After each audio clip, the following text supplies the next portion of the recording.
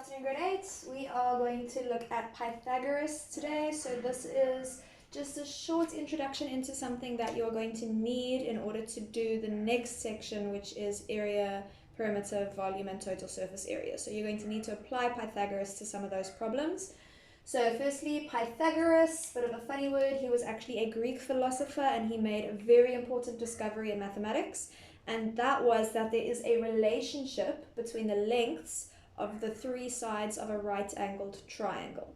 Okay, so first off, Pythagoras, this whole section only applies to right-angled triangles. So where you've written your dates and heading, next to this heading Pythagoras, you're going to write for me right-angled triangles, and you are going to highlight that, please. Okay, only right-angled triangles.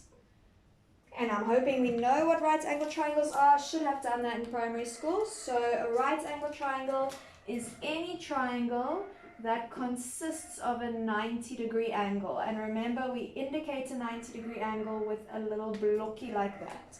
Okay, so if your triangle has a 90-degree interior angle, it makes this triangle a right-angled triangle. Okay, that's what we call this.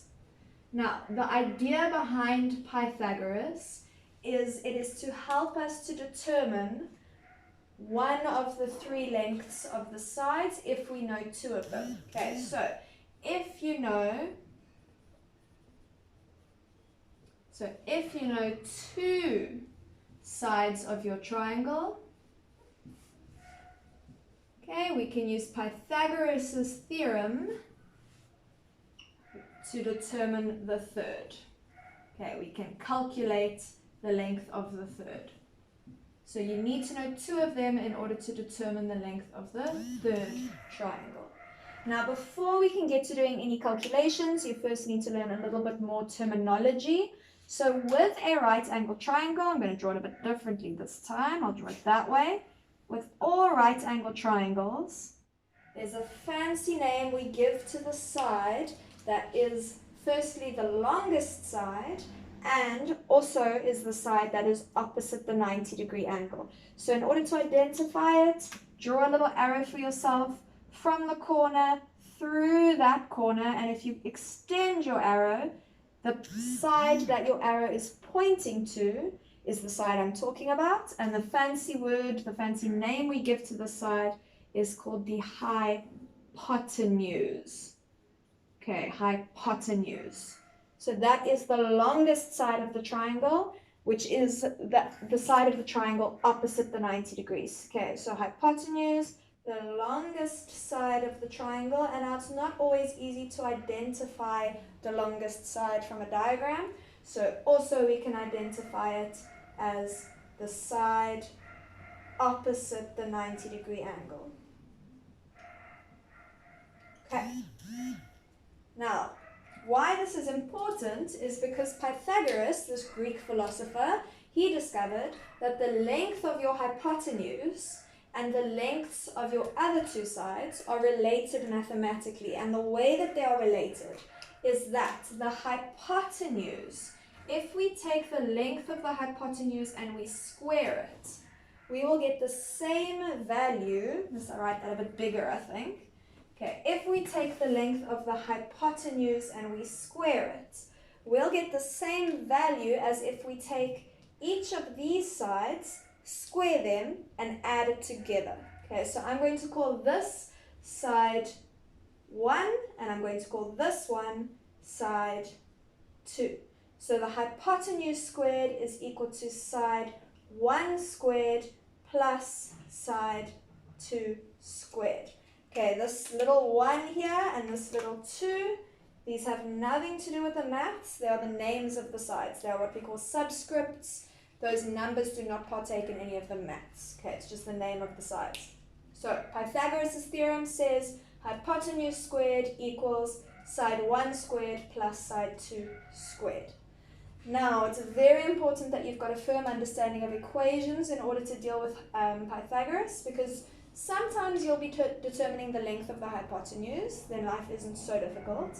But sometimes your unknown might be one of these two. And then you need to remember with equations, you first isolate your variable. That means you make sure your variable stays on one side, your letter stays on one side, and your numbers must go to the other side of the equal sign.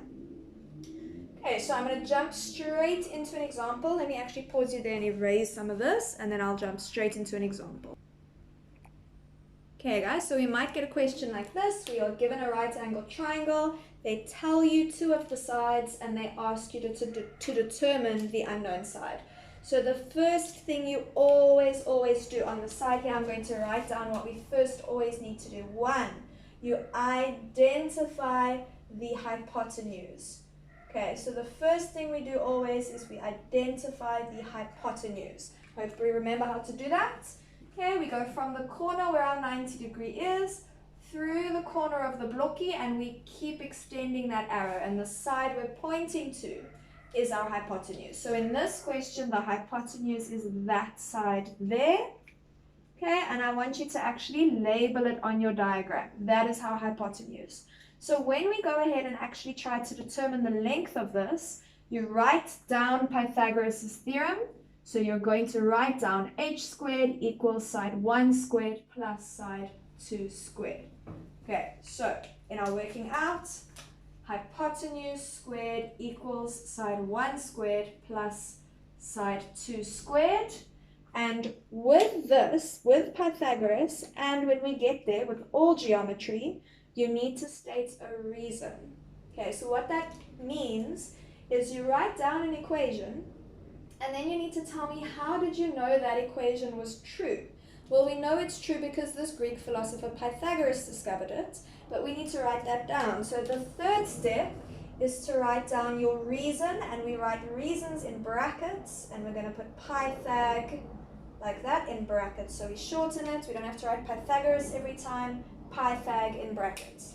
So next to our formula here, we write Pythag. Okay. So first off, identify the hypotenuse, then write down your formula, followed by your reason, and then the fourth thing we're going to do is to substitute in our values. Okay, sub in values. So I'm hoping we remember how to do substitution. It means everywhere you see a letter, instead of the letter, you write down the value of that letter. So we don't know what H is. Okay, so we're going to leave it as H, but we do know side 1 and side 2. Now, it actually doesn't matter which one you call side 1 and which one you call side 2. So I'm just going to go with 3 as side 1 and 4 as side 2. So we write h squared equals side 1. I think I said I was going to go with 3, so it's 3 squared plus side 2 is 4 squared. Don't forget the little squares. Okay, now we can simplify our variable. Usually when we've got an equation, we want to get our variable on one side and our numbers on the other, and that's already what this looks like. So we don't have to move any terms. We can go straight to simplifying both sides. So we've got hypotenuse squared equals 3 squared, remember, is the same thing as 3 times 3, which is 9. And 4 squared is the same thing as 4 times 4, which is 16. Okay. So we've got our hypotenuse squared equals 9 plus 16 is 25. And now I don't want to know what the hypotenuse squared is. I just want to know what the hypotenuse is. So remember, the opposite of squaring is square rooting. So your last step is always to square root. Don't forget that last step. This is the step I see people forgetting most of the time. Okay, I don't want h squared, I just want h. So we square root both sides. And my square root and my square will cancel here on the left, and I've got just my hypotenuse, which is what I want. And on the right hand side, the square root of 25, we get 5. Okay, so we've determined that the length of this side of the triangle is 5. Not so bad, eh? Okay, I'm going to show you a slightly trickier one quick, so I'm going to pause you and erase. Okay guys, so here's your next question. We've got a right angle triangle. We know 2 of the sides and we want to figure out the third side. So we know we can use Pythagoras. You use Pythagoras when you have a right angle triangle and when you want to determine an unknown length. Okay, so first step, we wrote it on the previous page. First step, identify the hypotenuse. So we go through our right angle blocky, keep drawing, and we will draw a line that points, or an arrow that points to our hypotenuse. So this is our hypotenuse here. So this is H. So this time we actually know the length of the hypotenuse. We know one of the other sides, and we're looking for one of our short sides. Okay, so when we write down our formula, remember to write down the reason as well. So h squared equals side 1 squared plus side 2 squared with your reason Pythag in brackets. Okay, and now when we substitute in, be careful. This h is actually 10. So we need to put a 10 there. 10 squared equals side 1, we don't know. That's an unknown value. So I'm going to call it x squared. And side 2, we do know that is 6 squared. Okay, now in equations, which is what we have, we want to isolate our variable. So our variable is here x squared. Okay?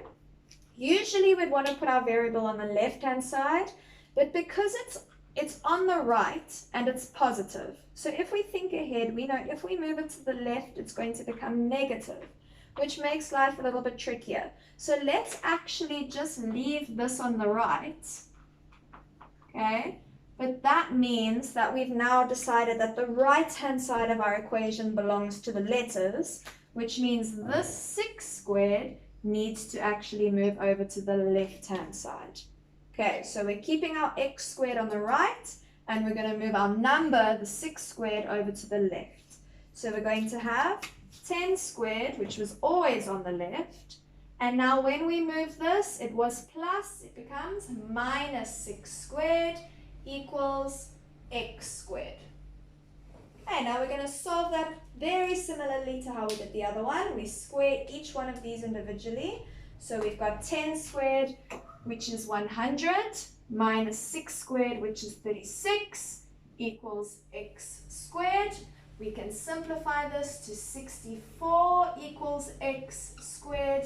And don't forget the last step is always to square root both sides. So I square root the 64 and the x squared. The x squared therefore becomes just x. And my 64, when I square root it, I get 8. So this tells me if I have a triangle with a hypotenuse of 10 and another side of 6, it means my third side must be 8. Okay, now I quickly want to show you what happens if when we get to this step. Okay, so just on the side. What if when we get to that last step, we've got x squared equals, let's say, 105. What if we got to that? Okay, so we would still do the same last step. We would still square root both sides. But the difference here is that 105 is not a perfect square.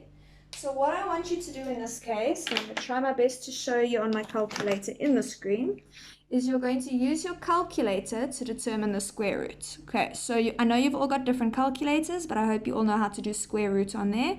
So square root of 105. Okay, you hit equals, and on a Casio and on most sharps, it will actually just give you that it's equal to 105. Now that's the square root of 105. Now it's not wrong, but it's not very helpful, right? So the way you actually deal with that, the way you get that into a proper answer, is if you look at your Casio, above the delete button, there's a button that says SD with an arrow in between.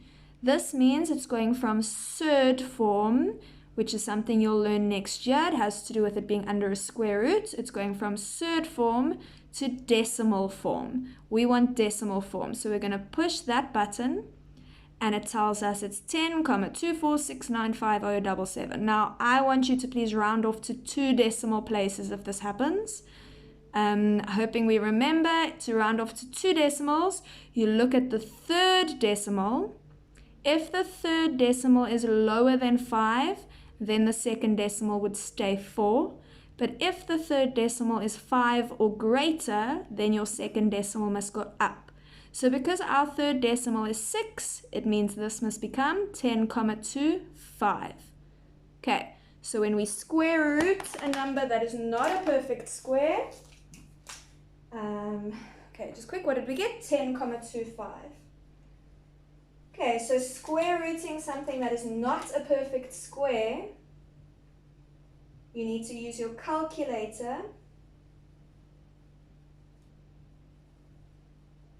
Okay, and you need to remember to push the S to D button, and you need to remember, please, to round to 2 decimals. Okay, so if you have something that is not a perfect square that you must square root, you put it in your calculator, push the S to D button, and then round to 2 decimal places. Okay guys, I'm going to leave you there. I'm hoping that's good enough. I will send you a worksheet on WhatsApp. If you get stuck, please ask. Okay, and stay safe.